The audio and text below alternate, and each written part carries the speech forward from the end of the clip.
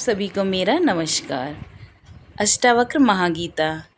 तो अब तक हमने जाना कि किस प्रकार गुरु अष्टावक्र ने अपने शिष्य राजर्षि जनक को आत्मज्ञान करवाया, आत्म साक्षात्कार करवाया और बार बार उसकी निरंतरता को बनाए रखने का उपदेश दिया, और किस प्रकार अपने अनुभवों के द्वारा उनके शिष्य राजर्षि जनक ने अपने गुरु महर्षि अष्टावक्र को अवगत करवाया कि वे अब पूरी तरह से उनके ज्ञान को, जो आत्मज्ञान दिया गया है, अपने जीवन में आत्मसात कर लिया है। तो यहाँ पर अब है त्रयोदश प्रकरण। त्रयोदश प्रकरण में है यथा सुखानुभूति। तो उसमें बताते हैं आत्मज्ञानी जानता है कि कर्म से कुछ प्राप्त नहीं होता। उपासना भी तो कर्म है, पर क्या उससे मोक्ष प्राप्त हो जाता है? जनक ने कह दिया है कि हे गुरु, आपने जिस स्थिति का उपदेश दिया मैं उस पर स्थित हूँ, यानी साक्षी हूँ और निर्लिप्त हूँ। यहाँ पर साक्षी का अर्थ है आँखों वाला। तो जनक ने निश्चय कर लिया कि वे आत्म में स्थित हो गए हैं, तो गुरु ने भी यही परामर्श दिया था, तो विलंब क्यों? अब वे अपने आत्म स्थित हो जाने की अनुभूतियों का वर्णन कर रहे हैं। वे जान चुके हैं कि सुख दुख कहीं भी कभी भी हो सकते हैं, क्षणिक हैं, पर इनसे कैसा भय? क्योंकि जन्मों की बारंबारता में मैंने सुख दुख की अनियमितता का सत्य जान लिया है।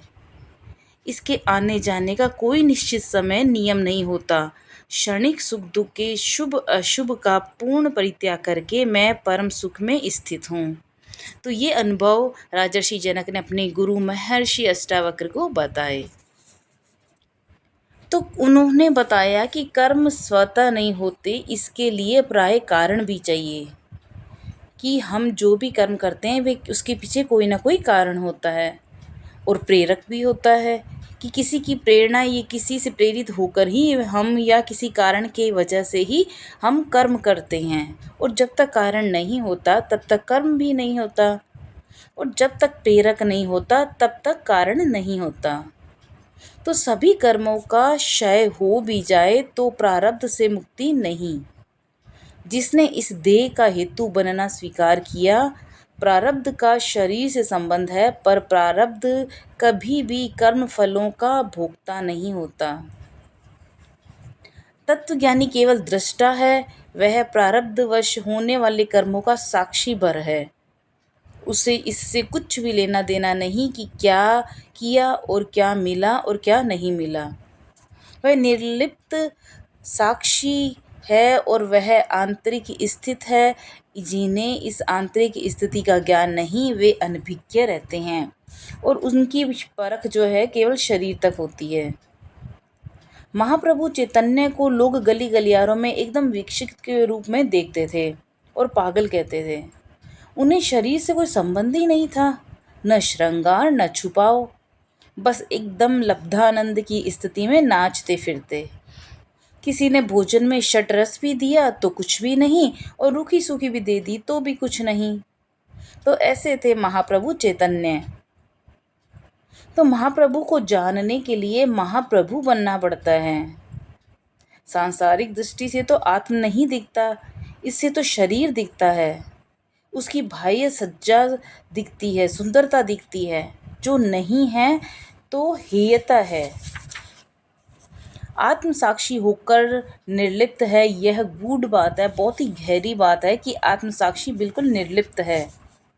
संसार में साक्षी का मौन अपराध है, जबकि आत्मज्ञान में यह श्रेष्ठता है। इस संसार में अगर कोई साक्षी मौन हो जाता है तो लोग उसे बड़ी आश्चर्य की नज़रों से देखते हैं, जबकि वहीं आत्मज्ञान में यह मौन धारण करना सबसे बड़ी श्रेष्ठता प्रवृत्ति है। आत्म साक्षी मौन ही रहता है। हो रहा है होने दिया जाए कुछ भी, उसका कोई लाभ हानि आत्मा को नहीं होता। देह की प्रियता में उसकी कोई रुचि नहीं होती। वह सांसारिक धर्म से विमुक्त आत्मा है, देह उसका पालन करे। साक्षी सब देख रहा है। आत्मा एक साक्षी भाव से के रूप में सब देख रही है, वह एक साक्षी है। देह ही है जो उसका पालन कर रही है, पर उसे यह सब सहज लग रहा है, उसे उसके कर्म में कोई रुचि नहीं है। तो बुद्ध की जो विपश्यना किसे कहते हैं, इसी निर्लिप्त साक्षी भाव को बुद्ध की विपश्यना कहा गया।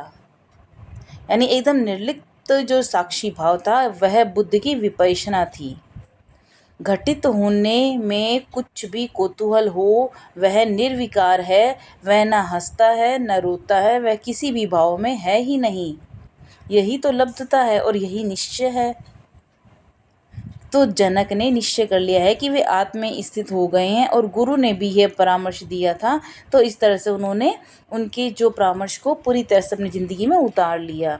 और अब वे अपने आत्मस्थित हो जाने की अनुभूतियों का वर्णन करते हैं कि सुख दुख हर जगह हो सकती हैं, लेकिन वे क्षणिक है, तो इनसे डरना नहीं चाहिए। तो शिष्य भी ये जानता है कि जब तक गुरु संतुष्ट नहीं है तब तक लब्धता का अर्थ क्या। और इस अध्याय में राजा जनक गुरु को अपने निश्चय और स्थिति से अवगत करा रहे हैं। तो यहाँ पर बता रहे हैं कि अकिंचन भाव से उत्पन्न स्वचित्त की स्थिर स्थिति होने पर जो गेरुआ वस्त्र धारण कर लेते हैं उसे भी संपूर्णता की भावना दुर्लभ है, अर्थात वह भी आसक्ति से पूर्ण मुक्त नहीं होता। यानी सुखी होने का अर्थ व्यक्ति प्राय धन संपदा प्यार परिवार से लगाते हैं, जबकि वह स्थायी सुख नहीं है। यानी कि ये धन संपदा परिवार ये ही सुख जो है, जो इनको मानकर चलता है, ये सुख नहीं है, क्योंकि ये स्थायी सुख नहीं है। इनके पीछे कृत अकृत की बहुत लंबी श्रृंखला है, जो विषय वासनाओं के साथ के कारण अविचारणीय होते हैं, अर्थात बिना विचार किए जाते हैं ये कर्म। कई बार ऐसा भी होता है कि जीवन भर व्यक्ति कर्मरत रहता है, इच्छित फल नहीं मिलने पर वह सांसारिकता से विरक्त हो जाता है कि मैंने तो इतनी मेहनत की और मुझे तो इसका फल ही नहीं मिला, और उसको सांसारिकता से विरक्ति महसूस होती है और वह संन्यास की ओर उन्मुख हो जाता है और संन्यास के रास्ते पर चल देता है। तो संन्यासमुख होकर के वह जो गेरुआ वस्त्र धारण करके वनों में चल देता है कि अब उसे जंगल में रहना है और अब वह मुक्त हो गया। परंतु यह मात्र भ्रम है, बिल्कुल भ्रम है। संपूर्ण मुक्ति दुर्लभ है, बहुत ही मुश्किल है मुक्ति पाना, और आत्मज्ञान होने तक प्राप्त नहीं हो सकती। इसके विपरीत आत्मज्ञानी ग्रहण और त्याग की भावना से उसी क्षण रहित हो जाता है जब उसे आत्म साक्षात्कार हो जाता है। राजा जनक जान गए कि अब आसक्तियाँ उनके लिए अस्पर्श्य हैं, तभी तो वे परम सुख में स्थित हैं। तो यहाँ पर वो बता रहे हैं कि जहाँ जगत है वहाँ दुख है, और दुख जगत का ही पर्यायवाची है। जो जगत में रत है, लीन है, उसे दुख का होना स्वाभाविक है, और ये दुख स्वाभाविक है और सर्वत्र है, सब जगह है ये दुख। क्योंकि जगत में कामनाओं का जंजाल फैला हुआ है, कोई तन से दुखी है तो कोई मन से दुखी है, कोई वाणी से दुखी है। काम क्रोध लोभ मोह इन दुखों के कारण हैं, और तपस्वी योगी भी इनसे मुक्त नहीं हो पाते। सांसारिक बंधनों के नागपाश में बंधकर यह जो व्यक्ति है कर्म और उसके फलों के प्रति चिंतित और दुखी रहता है, प्राप्ति की आशा में कठोर श्रम साधे करता है और अपेक्षित फल नहीं मिल पाता तो देह पीड़ित होता है। यानी उसे बहुत बुरी उसका देह पीड़ा महसूस करती है कि उसने इतने अच्छे कर्म किए लेकिन उसको जो फल जो प्राप्त नहीं हो रहा है, तो वो चिंता और दुख महसूस करता है। तो जो श्रम उसे अशांत कर दे, उसकी वाणी खिन्न हो जाए, मन कसैला हो जाए, फिर ईश्वर को कोसना भी शुरू कर दे, तो ये स्थिति कितनी पीड़ादायक है। राजा जनक कहते हैं कि मैंने तो तन मन वाणी का परित्याग कर दिया और अब मैं पुरुषार्थ को प्राप्त कर परम सुख में स्थित हूँ। तो यहाँ पर उन्होंने कहा कि जो कर्म प्रधान विश्व करी राखा, यानी कि तुलसीदास जी की एक बहुत ही सुंदर कहावत है कि कर्म प्रधान विश्व करी राखा, जो जसि करई सो तस फल चाखा। यानी जगत में जो कर्म का जिन्होंने मुख्य मान लिया है कर्म को, और जो जैसा करता है उसको वैसा ही फल मिलता है। यानी कर्म में हम जैसा करेंगे हमें वैसा ही फल मिलेगा। तुलसीदास जी की इस कहावत के अनुसार है कि इंसान जैसा कर्म करेगा उसको वैसा फल मिलेगा। लेकिन अष्टावक्र इसके इतर कर्म की प्रधान मानने वालों को भ्रमित कहते हैं। और विडंबना यह है कि कोई भी इस भ्रम से बाहर नहीं आना चाहता, क्योंकि कर्म का देह और जीवन के लिए महत्व है। देह का पोषण, जीवन के कर्तव्य दायित्व कर्म बिना संभव नहीं होते, और ये कर्म का भी नियम है। कर्म सहज रूप में होना चाहिए, अर्थात सहज निर्वाह होना चाहिए। उसमें कोई लोभ नहीं होना चाहिए, कोई संग्रह की आसक्ति नहीं होनी चाहिए, पीढ़ियों के लिए धन इकट्ठा करने का, जो संचित करने का लालच नहीं होना चाहिए। ये कर्म सहज होते हैं, और इनके जो उद्यम है वो बहुत कठिन नहीं होते, और तो और सहज और सात्विक कर्मों का फल भी समय से प्राप्त हो जाता है, और उसमें कोई दुविधा भी नहीं होती। तो बीज बोया तो फल आएगा, बशर्ते उचित और सहज देखभाल होनी चाहिए। यानी बीज किसी और ने बोया और फल पर तेरी कुदृष्टि है, तो उसकी प्राप्ति के लिए असहज और अनुचित प्रयास भी करेगा। यह आसक्ति है जो तुझे चोर बनाती है। तो ये कह रहे हैं महर्षि अष्टावक्र अपने शिष्य को समझा रहे हैं कि किस तरह से हमारे कर्मों का फल हमें मिलता है, और कौन से कर्मों के फल से हमें पीड़ा होती है, और कौन से सहज कर्मों से हमें मुक्ति मिलती है। तो राजा जनक इस सत्य से अवगत हो गए हैं कि आत्मविज्ञा के सभी कर्म सहज और सात्विक होते हैं, और इन कर्मों से तनिक भी लिप्त नहीं होते हैं। जैसे जल के संपर्क में रहकर भी जो कमल दल है वो भीगता नहीं है। जनक आत्म हो गए हैं, और आत्मा का कर्म से कोई संबंध नहीं, यह जानकर वे परम सुख में स्थित हैं।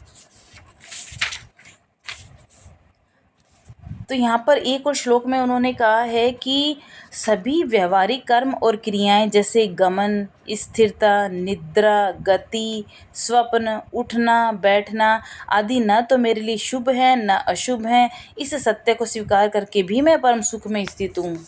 राजर्षि जनक ने कहा कि जो भी व्यवहारिक कर्म है, क्रियाएं हैं, वे मेरे लिए शुभ है अशुभ हैं, ये सभी क्रियाएं हैं, और इन सब के सत्य को मैंने जान लिया है, इसीलिए मैं परम सुख में स्थित हूँ। क्योंकि शुभ अशुभ का विचार तो द्वंद्व मगन रखता है। यह करने से लाभ होगा, वह करने से हानि होगी, तो यह शुभ है, यह अशुभ है।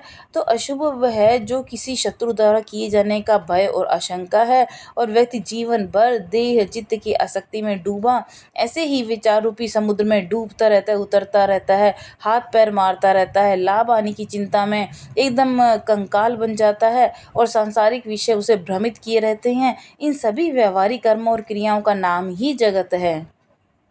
लेकिन राजा जनक ने अपने अनुभव में बताया महर्षि अष्टावक्र को कि वे इस जगत की व्यवहारिक क्रियाओं और कर्मों से पूर्ण निवृत्त हो चुके हैं, और उनका आत्म अब परम सुख में स्थित हो गया है। यदि मैं निद्रा मग्न हूँ, अर्थात मेरी सभी इंद्रियां सुषुप्तावस्था में हैं, तब भी मुझे कोई हानि नहीं, और यदि जागृत हैं तो भी इनके द्वारा संपादित कार्य से मेरा कोई लाभ नहीं। मैं लाभ हानि से बिल्कुल परे हूँ, इसलिए परम सुख में स्थित हूँ। क्योंकि जीव जगत एक बाजार की भांति है। यहाँ पर विनिमय व्यवहार लागू होता है कि आप कुछ देकर कुछ प्राप्त करते हैं, या कुछ बेचकर आप कुछ प्राप्त करते हैं। तो यहाँ पर छीन कर प्राप्त करना आदि कृत अकृत क्रियाएं इस व्यवहार की श्रेणी में आती हैं। इनका भाव सदैव लाभ या हानि का होता है। जिस तरह से एक बाजार में होता है, इस तरह से यहाँ पर जगत में लाभ हानि का भाव होता है। प्राय प्रत्येक व्यक्ति लाभ के लिए प्रयत्न करता है, इसके लिए सभी प्रकार के वह छल कपट भी करने को तैयार रहता है। फिर भी यह तय नहीं कि उसे लाभ हो ही जाए, क्योंकि लाभ हानि है वो देव प्रदत्त है, ईश्वर प्रदत्त है। यह बात अज्ञानी जानता भी हो तो भी वह मानता नहीं। वह तो स्वप्न में हुए लाभ हानि पर भी चिंतित होता है। सपने में खजाना मिला और नींद खुलते ही कुछ नहीं रहा। लेकिन क्यों? क्योंकि वह तो सपने में खजाना मिला था, तो नींद खुलने के बाद वह सपना खजाना कहाँ दिखेगा। पर रह गया ना कि एक विचित्र सा विचलन, एक द्वंद्व की स्थिति उत्पन्न हो जाती है कि अरे ये तो खो गया मेरा जो खजाना सपने में मिला था। तो जो था ही नहीं, जो सपने में था, उसके खोने का क्या डर। जो मिला ही नहीं था, तो सपने में हानि हुई तो उसे उद्विग्नता हुई, उस हानि की चिंता हुई जो हुई ही नहीं। यही हमारे दुखों का मूल कारण है। तो जन्मों की जो बारंबारता में मैंने सुख दुख की अनियमितता का सत्य जान लिया है। इसके आने जाने का कोई निश्चित समय और नियम नहीं होता। क्षणिक सुख और दुख के शुभ और अशुभ का पूर्ण त्याग करके मैं परम सुख में स्थित हूँ। क्योंकि जगत जो है जन्म मरण के चक्र से संचालित होता है, जहाँ पर जीव एक देह से दूसरी देह में आता जाता रहता है, और यही आवागमन है। और जो आवागमन से छूट गया वह मुक्त हो गया, और वह यदि देह में भी है तो भी मुक्त है। अगर वह देह में होकर भी आवागमन से छूट गया तो भी वह मुक्त हो गया, क्योंकि उसने आत्मविज्ञ होकर देहासक्ति का त्याग कर दिया। योनि कोई भी हो, सुख दुख इसके स्वभाव हैं, जो किसी नियम से नहीं बंधे हुए कि कब सुख का समय है कब दुख का है। इसका कोई निश्चित सूत्र नहीं है। ये दोनों ही क्षणिक और मिथ्या हैं। यानी सुख भी एकदम स्थायी नहीं है तो दुख भी एकदम स्थायी नहीं है। ये दोनों ही क्षणिक और मिथ्या होते हैं, क्योंकि ये नश्वर हैं। सुख के आते ही दुख का नाश हो जाता है, वैसे ही दुख के आते ही सुख का नाश हो जाता है। दोनों परस्पर विपरीत स्वभाव के और परस्पर नष्ट होते रहते हैं, और अज्ञानी इनके भेद को जान ही नहीं पाता, और दुख से उपजे विवाद को वह पीड़ा के रूप में भोगता है। और जो सुख का हर्ष के रूप में वह तृप्त भी नहीं हो पाता, और इनसे मुक्त होने का विचार ही नहीं करता। जब वह सुखी होता है तो इतना आनंद में डूब जाता है कि इनसे मुक्त होने का वह प्रयास ही नहीं करता, विचार ही नहीं लाता। दुख से तो वह मुक्ति का प्रयास करता है, लेकिन सुख पर तो वह ऐसा आसक्त हो जाता है कि उसे छोड़ना ही नहीं चाहता। तो राजा जनक परम सुख में स्थित हैं, क्योंकि उन्हें न तो सुख दुख का कोई विचार है, न शुभ अशुभ का कोई विचार है। वे शाश्वत भाव से सबका परित्याग करके आत्म सुख में स्थित हैं। तो ये थे अनुभव राजर्षि जनक के। उन्होंने सुनाए अपने महर्षि गुरु अष्टावक्र को। तो कल हम पढ़ेंगे चतुर्दश प्रकरण, जिसमें है शांति चतुष्टय। आज तक के लिए इतना ही। अगर कोई त्रुटि या गलती रही हो तो क्षमा करना। नमस्कार।